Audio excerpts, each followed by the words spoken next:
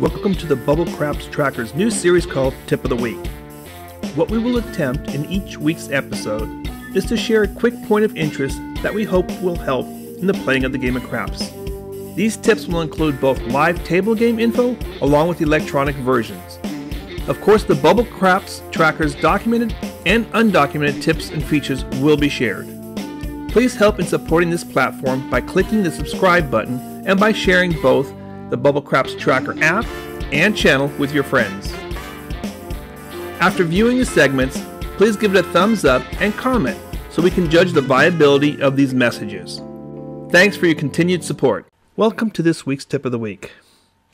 Today we're going to do a combination of two different types of betting strategies. We're going to kind of have a hedge going, and then we're going to have a iron cross in this particular case. It doesn't necessarily have to be an iron cross, but I've been using the iron cross fairly well with the Bubble Craps machine, so I decided to just kind of use that in this particular strategy.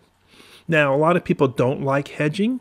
They say if you are uncomfortable making a bet, whether it's, let's say, a $10 or $20 bet, with a hedge of maybe $20, well, if you don't feel comfortable with that $20 bet to start with, don't even make a bet.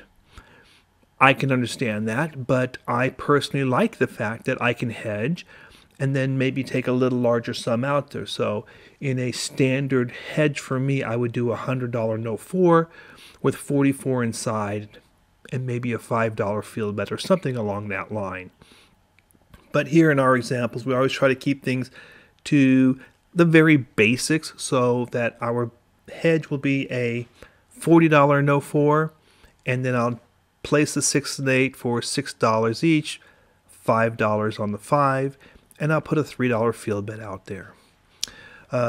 What makes this particular strategy a little different than a standard hedge like that is that I'm not going to start the hedge until after at least one pass has been made. So the pass can be a cover on, let's say, the point of 5, or it can be that we came out and had a pass line winner on the 7 or the 11. All right, so to start with, let's go ahead and see what happens. I was going to do this all with just pure auto bets and let the machine just roll on its own, but I found that it just takes it's too quick if you're trying to follow along when it's doing the auto betting. So I will just be using the F2 key and let it establish itself from there. Okay, so here we go. We have a couple pass line winners already, so that means we already passed the test of whether or not we have received a single pass. So that means this time coming out, we are on the 5 as a point. I have my $40 hedge right on here for the 4, and I have a 5, a 6, and 8, and just a few dollars on the field bet. What I'm going to do is try to collect twice, and then automatically everything will come down. I like to just keep things out there 2, maybe 3 collection points before bringing it down, since they say that the average number of rolls per shooter is around 5 or 6. So that way, if I'm collecting 2 or 3, I'm usually in a kind of a safe zone.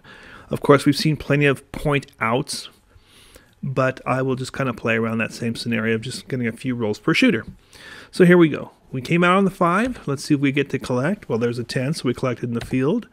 And we collected on a point of 5, so we're already up $7. So that's a good start already. Well, let's continue here. It's now going to wait till the next shooter, because since we've already collected twice, it's going to wait out till the next shooter. This could be a couple moments.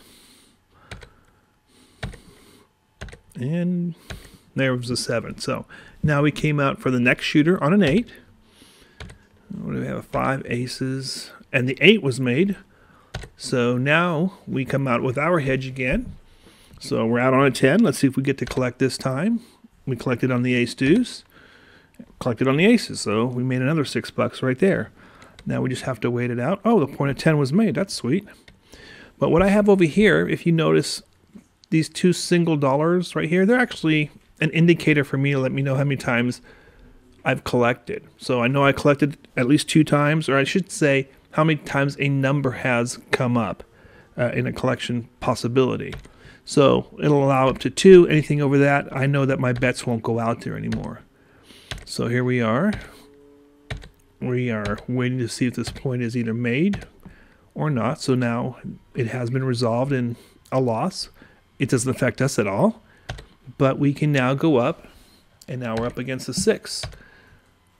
Let's see if the 6 gets made here. Oh, look at that. We've had, what, 3 shooters, and all 3 shooters have made at least 1 pass. Now that means we get to play, and there's an 8 and a 5, and again we're done. So that was pretty quick and simple, and we'll continue this. Let's see how it resolves. It was made, but since we collected twice, it just waits for the next shooter to come out. And no. Looks like about 4 passes for this current shooter. Okay, there we go.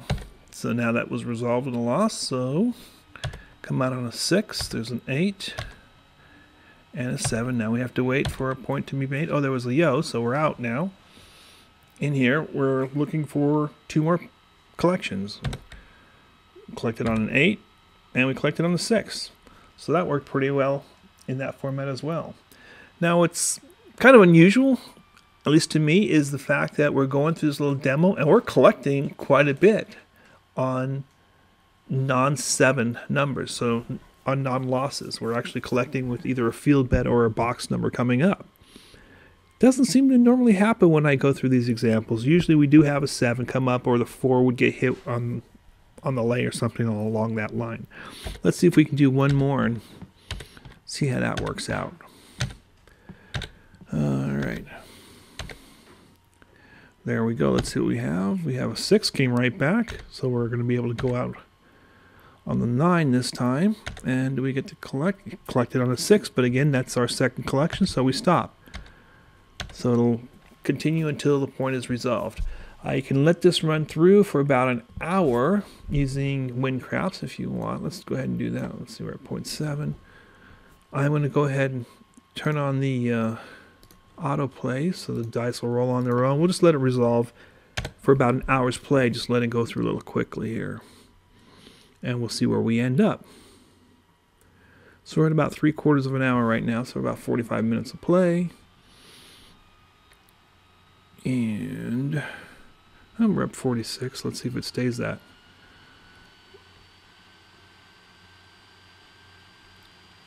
We're at about 112 rolls here as well. And we're almost, and there we go. That's an hour's worth of play right there. And you see we have $53 down there. I'm going to move this summary sheet over so you can kind of get an idea of what's going on here. So we played for about an hour in a simulated environment. 121 rolls came up. We're at $53 profit because we started with the 500. Here's basics of decisions, bets won versus bets losses, or lost I should say. The longest roll, there was a 30 roll hand in there, which would have been great had we been playing, a standard iron cross or inside numbers or what have you. A couple of presses in there would have been sweet. But it was, very conservative, and it's a matter of kind of prolonging the grind until we get to a better hand. So that 30 we would have been part of would have worked out for us. But we were just playing this just as an example, obviously. I like to lay out to maybe 8 numbers or something like that in the case of a grind like this. Once it gets to 8 or 9 numbers, I'll jump in. I may go in with like 22 inside and come bet out there and build from that point and see if I can catch that longer hand. If not, that's okay. Especially if I'm up a little bit, then it doesn't hurt. Anyway, kind of play with it. You can fine tune it. Obviously, all this is done in WinCraps today. I don't have a live version running at the moment. I did have a lay play going, but it did not record well. It was too blurred to use, so I had to do everything in WinCraps this one time. As you know, I do try to get some live video in so you can see what it's like with real money. I myself don't like watching a lot of the simulated stuff because there's no real risk. We can talk about it all we want, and we don't really feel the pain if something goes wrong. Anyway, that's it for today. I hope you enjoyed it. Also, if you want, I would be happy to send out this little demo file if you need it. Just leave me a comment, and I will be sure to do that for you. Okay? Subscribe. Have your friends subscribe, and let's see if we can get our subscriber count up to closer to 1,000 subscription rate. Okay? Thanks and enjoy till next week.